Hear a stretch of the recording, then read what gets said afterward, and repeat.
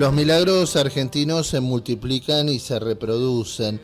Una mujer a la que le desapareció un cáncer fulminante. Un hombre que sobrevive a una gangrena que lo deja al borde de la muerte. Y una nena molida a golpes que vive casi sin secuelas graves. Son algunos de los testimonios que certificó la Iglesia como milagros descritos en el libro de la periodista y socióloga Silvina Premat. En este libro ella narra las experiencias vividas por los milagrados, la angustia y la desesperación ante el inminente final, seguidos por la sorpresa, el desconcierto y la indescriptible alegría tras recuperarse. Historia que remite a diversos santos y a diversos lugares donde la gente peregrina. ¿De quiénes se trata? ¿Cómo es esta historia? Mejor que nos lo cuente la protagonista, Silvina Premat. Silvina, buenas tardes, bienvenida a Altitud 17, bienvenida a Tuye. ¿Cómo te va? Buenas tardes, muchas gracias por llamarme, muy bien. Bien. Un último trabajo que ha recorrido el camino de la fe, y el camino de la fe desde el lado de quienes en algún lugar y en algún momento se ven muy angustiados y van a pedir. ¿Y van a pedir y a quién, Silvina?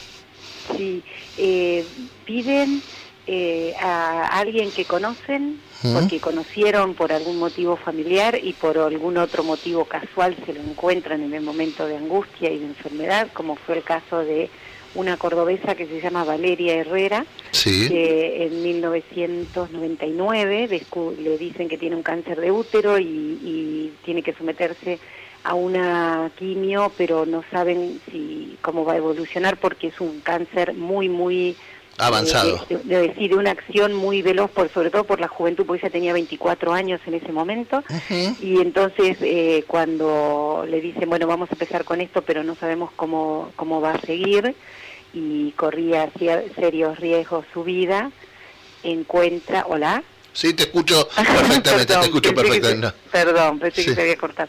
Entonces, en ese momento ella encuentra una nota, un artículo sobre la canonización de Héctor Valdivielso, de otra que nació en la Argentina, pero fue asesinado en España y entonces lo nombraron santo en ese año, 1999. Sí. Era un artículo periodístico sobre esto y al final terminaba con la lista de los candidatos a santos argentinos.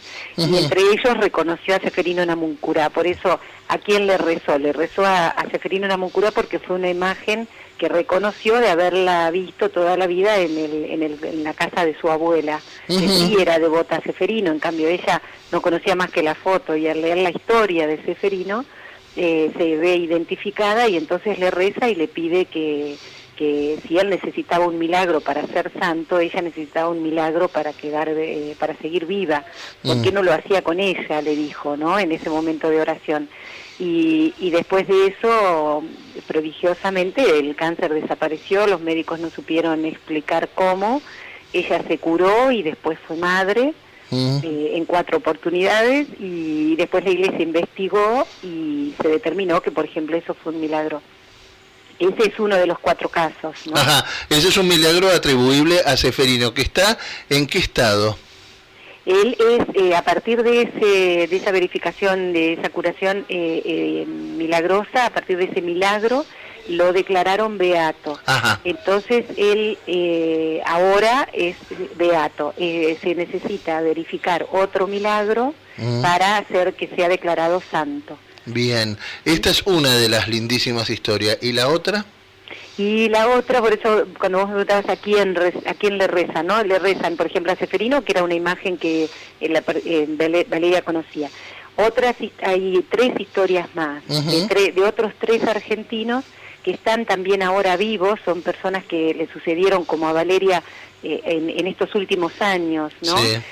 Por ejemplo, la historia de otra joven que se llama Sara Pane, que ella, cuando tenía 23 años, en 1997,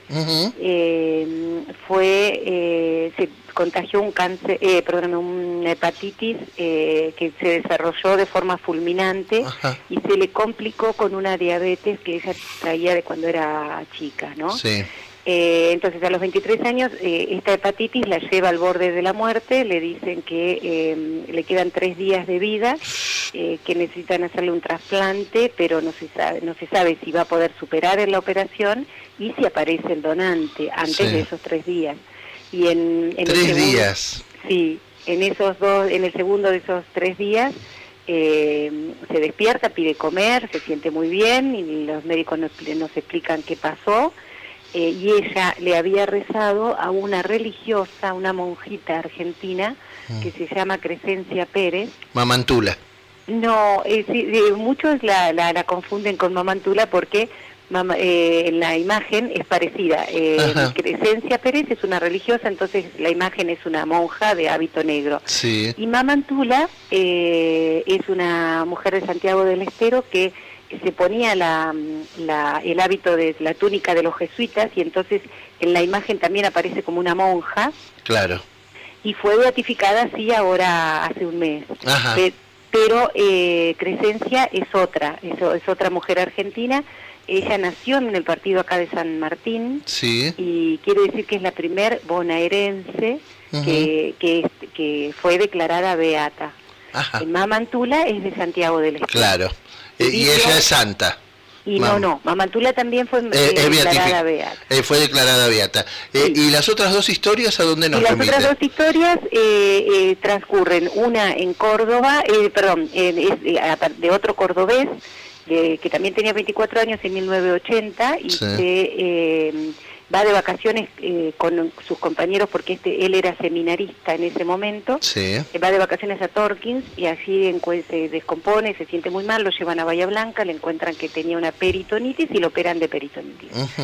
Pero a los 2 días, descubren que tiene una infección, se le hizo una gangrena y se le estaba yendo de las manos allí en Bahía Blanca porque se le generalizó la infección.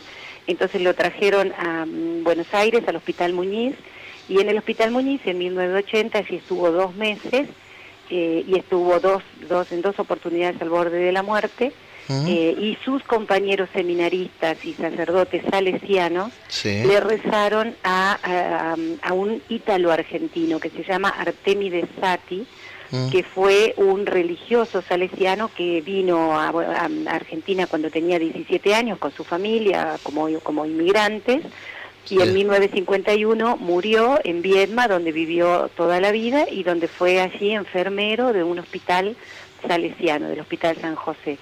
Y fue un enfermero que le llaman el enfermero de la Patagonia, el enfermero de los pobres, es muy conocido en esa zona del sur, y también tiene esta fama de santidad, al punto de que muchos ya le rezaban desde el momento que murió.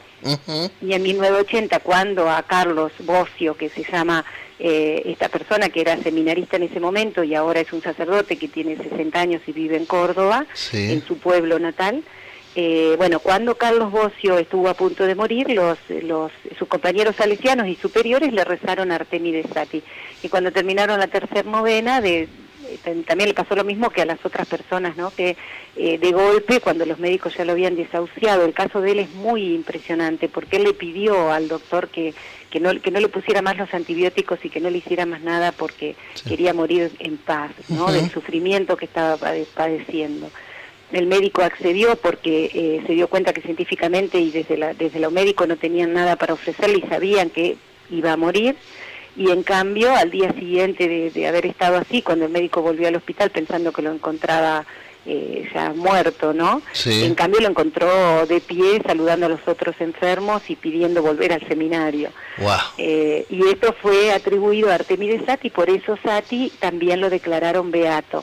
Entonces ellos 3, Seferino, Sati y la hermana Crescencia Pérez, son beatos a partir de estos 3 hechos prodigiosos, de estos milagros, de estas curaciones inexplicables que sucedieron acá en Argentina. Y el cuarto caso que cuento es el caso de Camila Brusotti, que es una niña que en 2013 tenía 8 años en San Juan, y en su casa sufrió una golpiza por la cual su madre y su padrastro estarán detenidos acusados de intento de homicidio. De intento de homicidio con vínculo, agravado por el vínculo.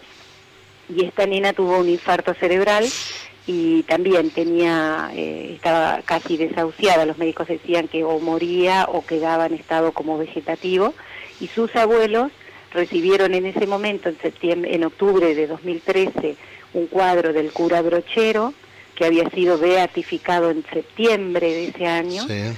y le rezaron con mucha devoción al cura Brochero y se curó Camila.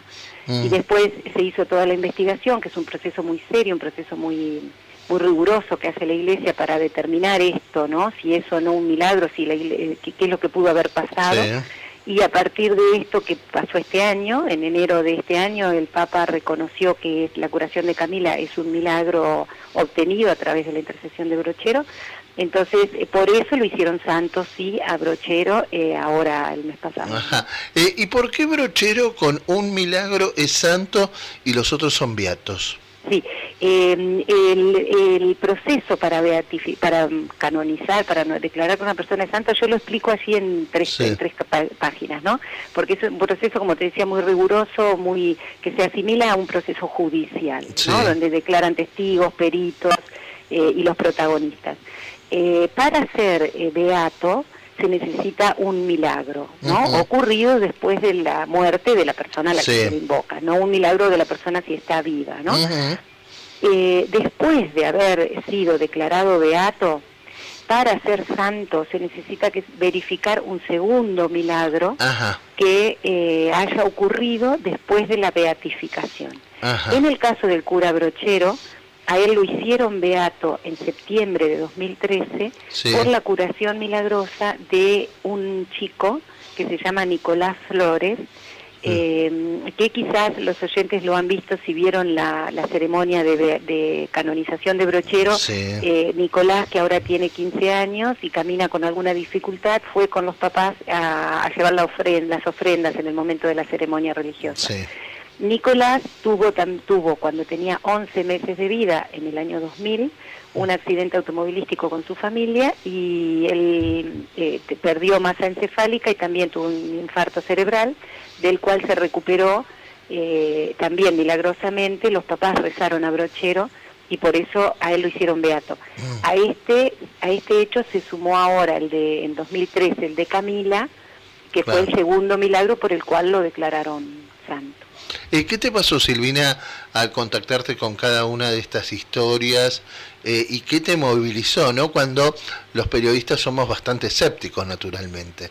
Sí, yo soy católica, sí, vivo la experiencia de fe desde muy chica, y siempre creí que el tema de los milagros era algo que yo no necesitaba, ¿no? Como que era algo exagerado, algo que que necesitaban creer quizás algunos que tenían una fe un poco más débil, ¿no?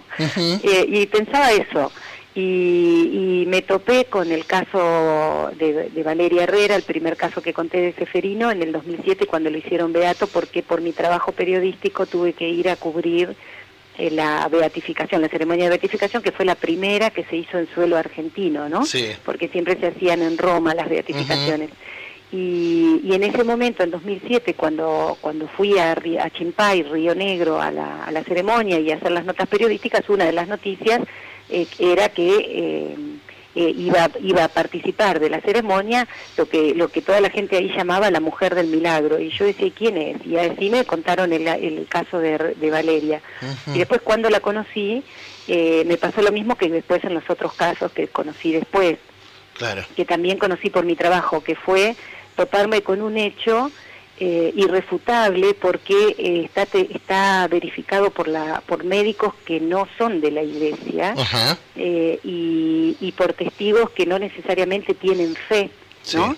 Y son hechos que, como ellos lo dicen, yo estaba enfermo y ahora no lo estoy, es lo que pueden testimoniar ellos.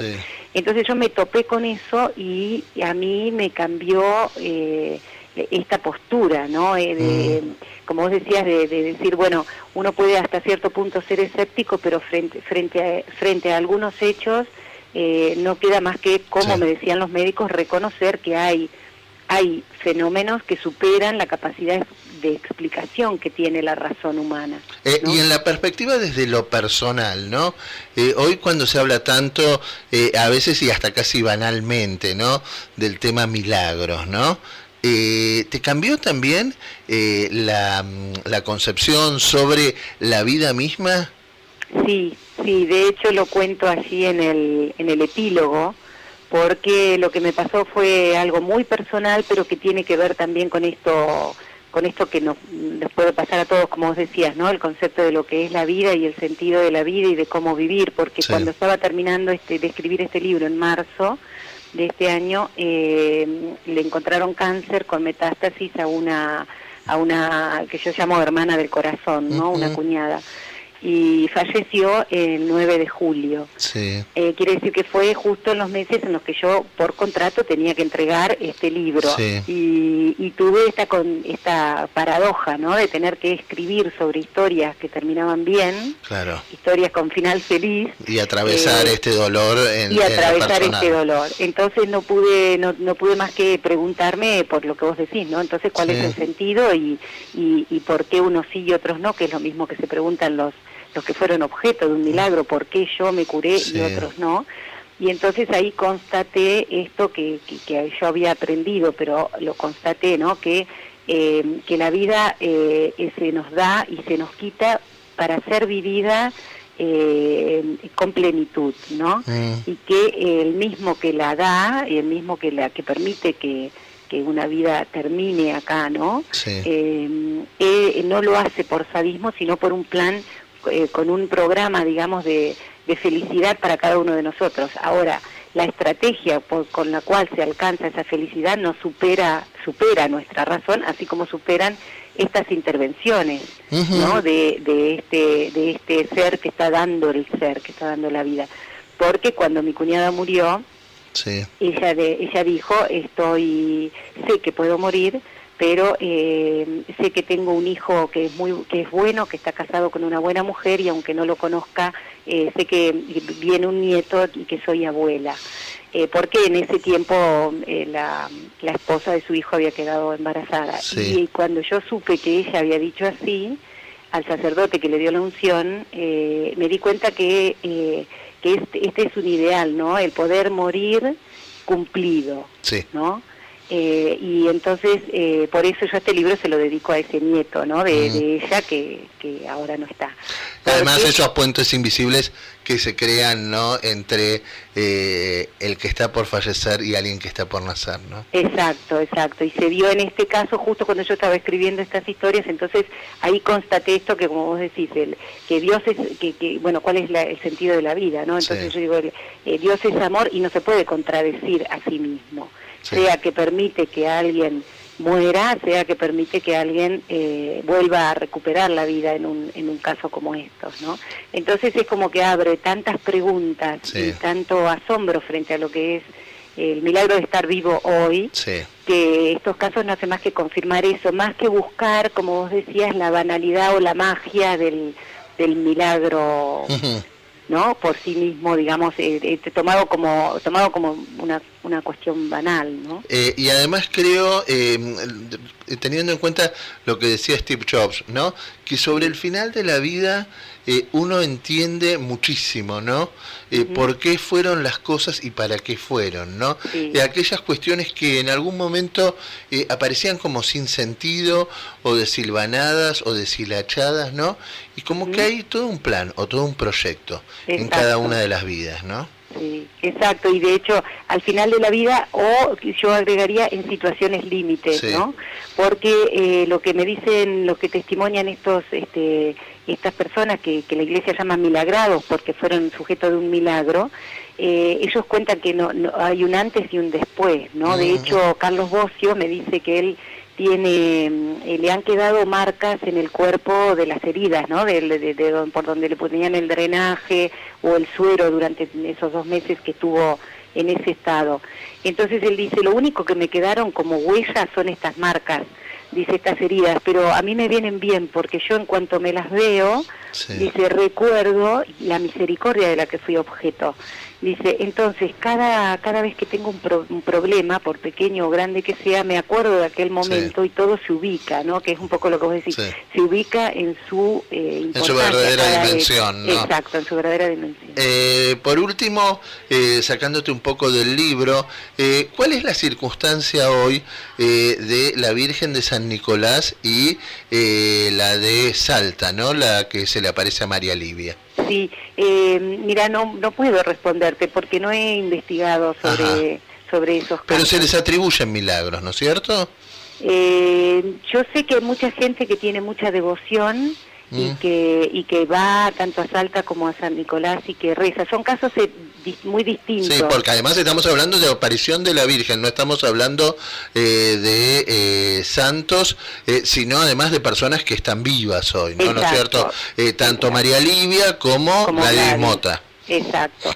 Lo de Gladys ha tenido una conducta muy distinta a María Livia. Ustedes han visto que Gladys se mantuvo siempre como... Sí, con un perfil muy bajo. Muy bajo, no había oculta, digamos, y ha tomado muchísimo protagonismo la Virgen en sí, los mensajes que ella dice haber recibido y de hecho ha crecido muchísimo la devoción allí en San Nicolás. Y hay mucha gente que dice rezarle a la Virgen y tener gracias, obtener gracias. Y lo de Livia es ella un poco la que está al frente de las ceremonias, ¿no? De los actos religiosos, y la Iglesia ha accedido a dar misa allí en el cerro. Pero no sé en este momento. Yo hice una investigación hace muchos años para el diario donde trabajo, pero ya pasaron 4 o 5 años, así que tendría que volver a ver para responder bien a tu pregunta. ¿El libro se llama? Se llama Milagros Argentinos, porque como son 4 hechos que sucedieron en Argentina y que nos hablan de 4 grandes hombres, y bueno, 3 hombres y una mujer argentina, y lo editó Editorial Sudamericana. ¿Vos te llamás?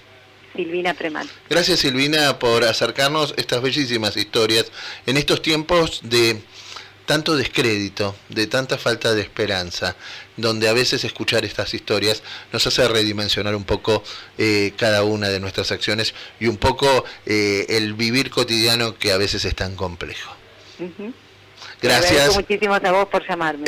¿Te parece bien, Silvina, si sorteamos un libro entre los oyentes autografiado por vos? Por supuesto. Después quedamos en contacto con la producción. Sí. Que tengas una muy buena tarde. Gracias, muy amable a ustedes y a los oyentes. Silvina Premat, y historias que tienen que ver con los milagros argentinos. Un libro que realmente nos ayuda a reflexionar y a repensar cantidad de cuestiones. 4 historias alucinantes. Tuye 93.5. Inicio espacio publicitario.